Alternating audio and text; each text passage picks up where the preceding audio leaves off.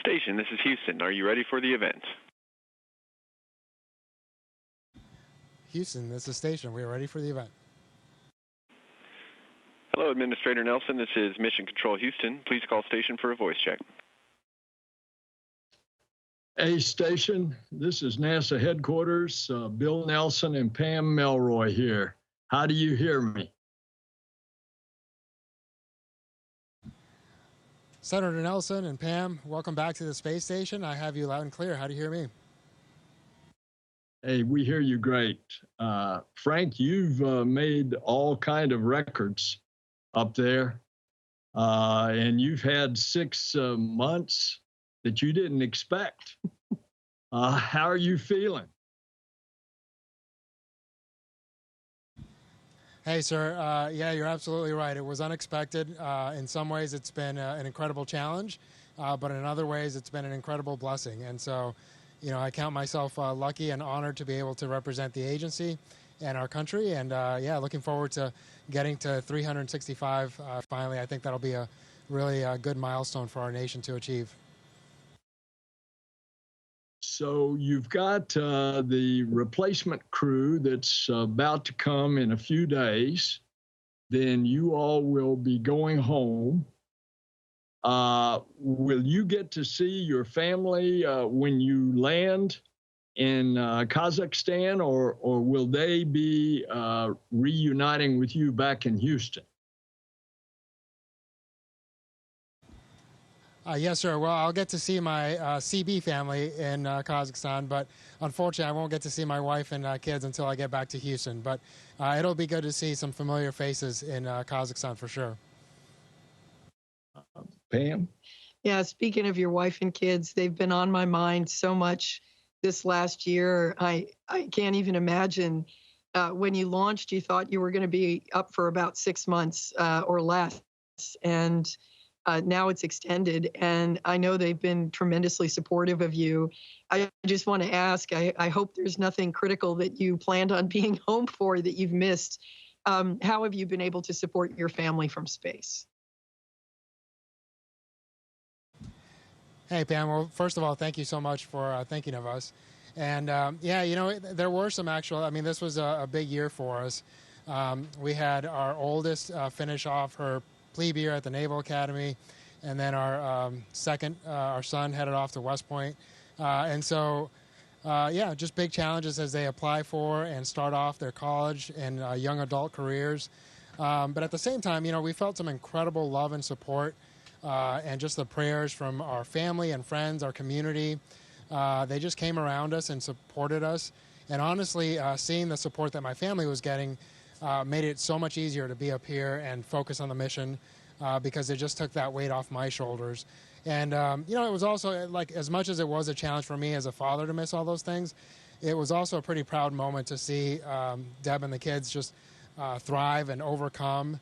And I'm sure they missed me, but at the same time, you know, we all took on the challenge together, and it was just really neat to see them just have a great attitude throughout the past year. Hey, Frank, tell everybody how you can communicate so frequently with your family. It's quite a contrast to the space shuttle when we flew, and I flew way back.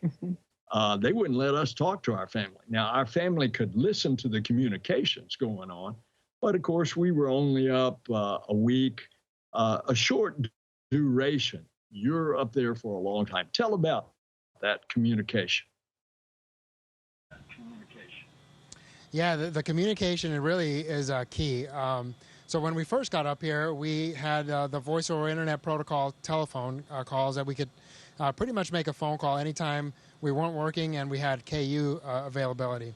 And then a few months into our stay, we started developing a video conferencing capability. And then that became more and more robust and something we were able to enjoy. So really for this last half of the mission, at least a couple times a week, I was able to do a video conference with my family, which was huge because it just helps you stay so connected to obviously talk to them, but then to see them, I think just changes the whole paradigm. And it was really pretty special to be able to do that. That's great. I just have to ask, do they love seeing you floating in zero G? Do you do backflips to entertain them? Yeah, it was really pretty cool to show them around. As you guys know, once you're up here for a little bit, you really get focused on the work, and sometimes you forget to appreciate the fact that you are floating around and that you have this amazing view down below you. And so every time I would show them around, it was pretty special because they would remind me. Also, the other thing that it kind of you lose track of is the hum of all this life support equipment, right? And it's just constant noise, but you tend to just drone it out. And when I would hear myself on the video conference, you hear that background noise, and it just reminds you that it's there. And again, just reminds you of how complex this entire station is, and what an incredible feat it is that we've been living in this thing for 23 years. Tell us about some of that work. Tell us about the science that you're doing. Yeah, it's been really pretty special. We've been really busy this past year. Some of my favorite science, obviously, as a doctor, is the biological sciences. We've done some plant experiments, grew the first tomatoes in space. We've done some genetic studies on plants, which I'm really looking forward to seeing how that turns out, because it's looking at, hey, the adaptations that plants develop in space, are they able to pass that on to subsequent generations? And so I think that'll be pretty cool science. We did the first 3D printing of human tissue up here in the biofabrication facility, and that was pretty cool to both run and see. And then the material science was also pretty special, doing some of the fiber optics development that we did up here, the electromagnetic levitation facility. The combustion chamber. I've been the one thing that you do get to do as the more time you spend up here is you get to have hands-on just about every part of the station. And so I count myself pretty blessed that almost every single experiment we've had up here I've been able to take a part in. That's absolutely amazing. I mean, when you think about all the different things that you just talked about, and all the different things that are, the fiber optic is going to, have a potential transformation for commercial. But I think the human part is very compelling, and it's great to have a doctor on board. But I do have one question for you. Did you eat the tomato?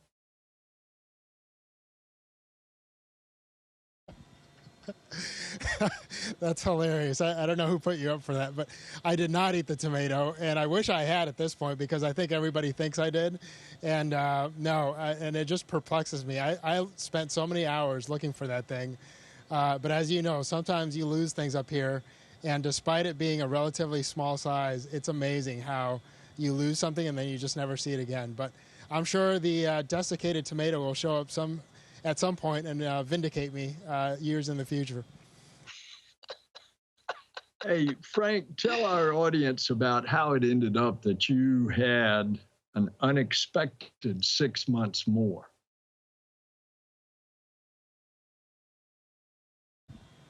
And sir, I'm so sorry. Can you repeat that question, please? Yeah. You ended up staying 6 months more in space on board the station than was originally planned. Let everybody know what happened. Sure. Unfortunately, our Soyuz spacecraft developed a leak, we think through a micrometeorite strike in the coolant system. And unfortunately, the spacecraft was essentially intact, but we weren't really sure whether we as a crew would be safe in our return. And obviously, that's a critical component, not just to our safety, but also, and perhaps more importantly, to the computer systems that manage our re-entry. And so because of that, both NASA and Roscosmos came together. And again, as much as it was a challenge to stay an extra 6 months, I'm so grateful that the agency was able to say, hey, you know what, the safe thing to do would be to fly up a new spacecraft and have them wait and ensure a more safe return. And so, again, I count it as an incredible blessing that we have the capability to do that and that all parties involved were willing to do that.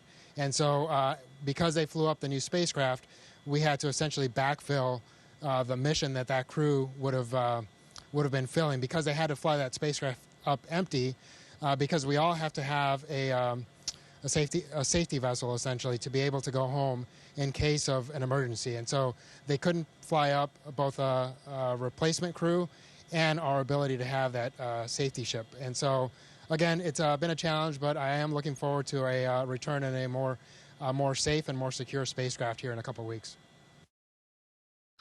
You know, you not only have set that record, but it is also timely because it's Hispanic Heritage Month. And you, as a Hispanic American, symbolize the diversity of the wonderful, rich fabric of America. Give us a message on this month's celebration.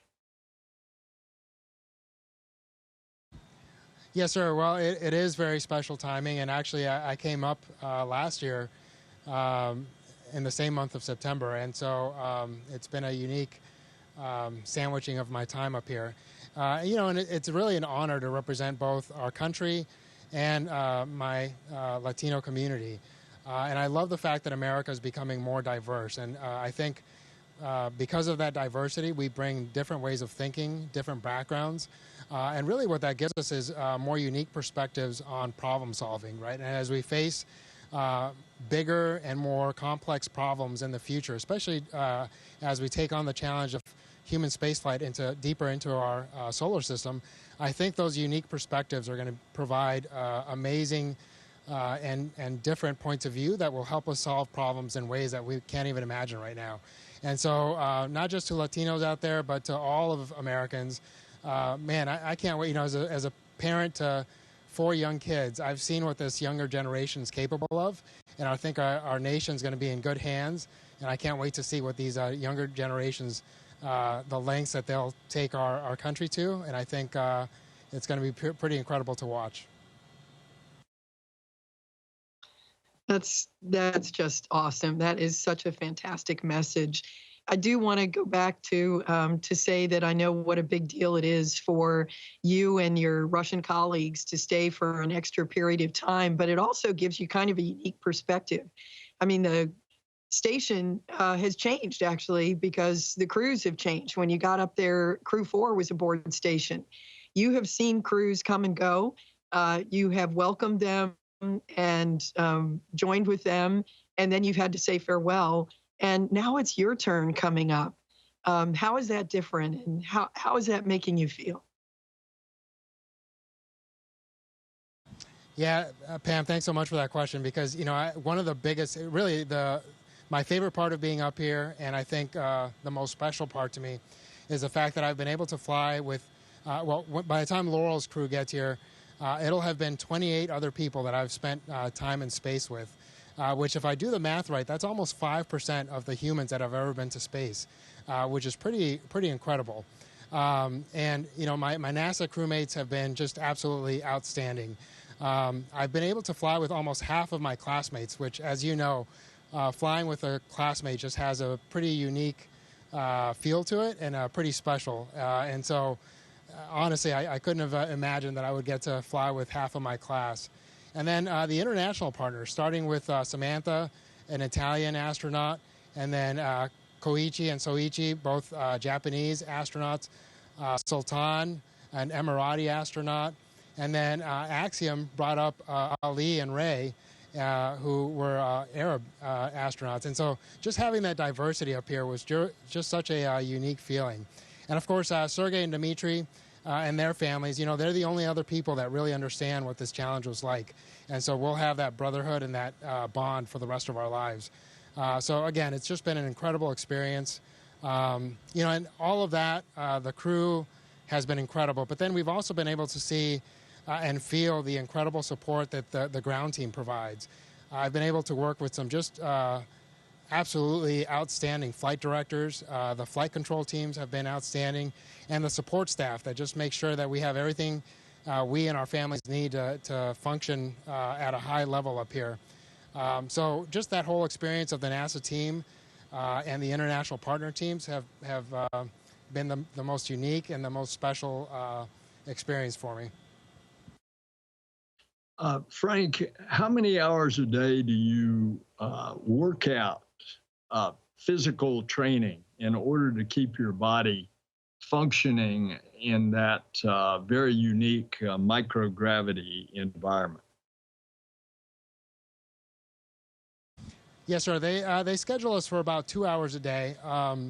About an hour and 15 of that is on the ARID machine, which is the resistance machine, essentially what we would consider weightlifting down on Earth. And that's because obviously our bone density is one of the things that we most quickly lose up here, and that's because we're not standing, we're not walking, and that provides a lot of the impact that our bones need to maintain their health.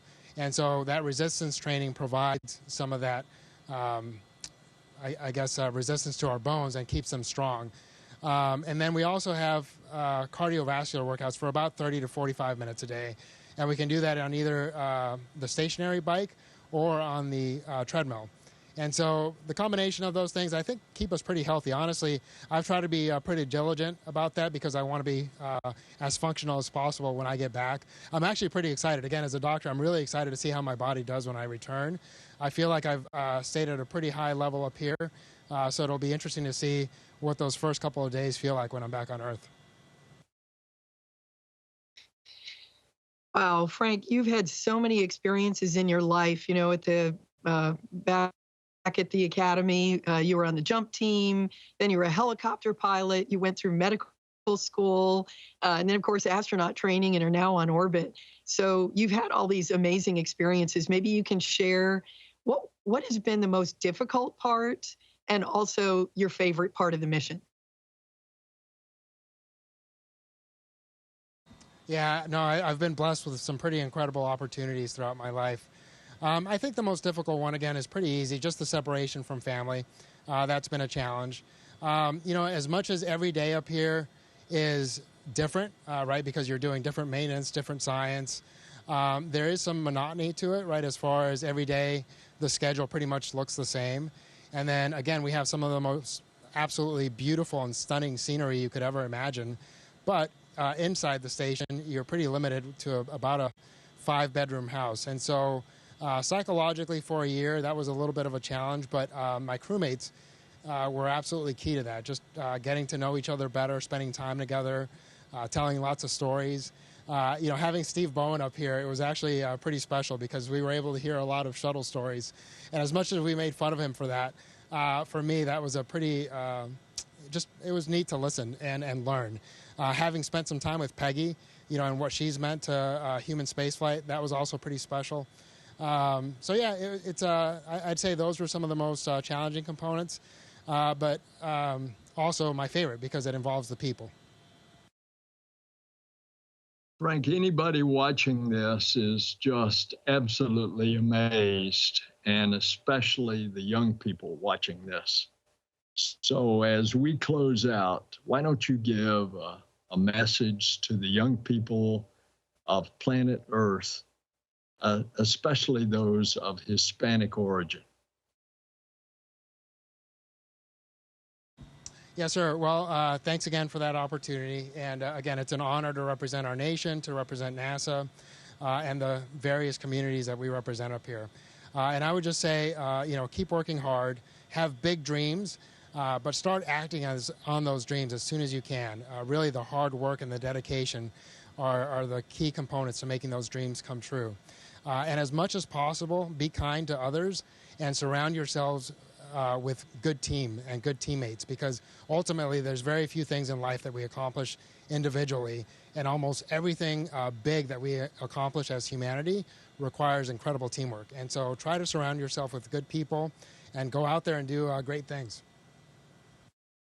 That's beautiful, and we thank you. Bless you, Frank. We'll see you when you come home. All right, sir. Thanks so much for your time, Pam. It was an honor to spend some time with you all, and I look forward to seeing you soon. Station, this is Houston ACR. That concludes the event. Thank you to all participants from NASA headquarters. Station, we are now resuming operational audio communications.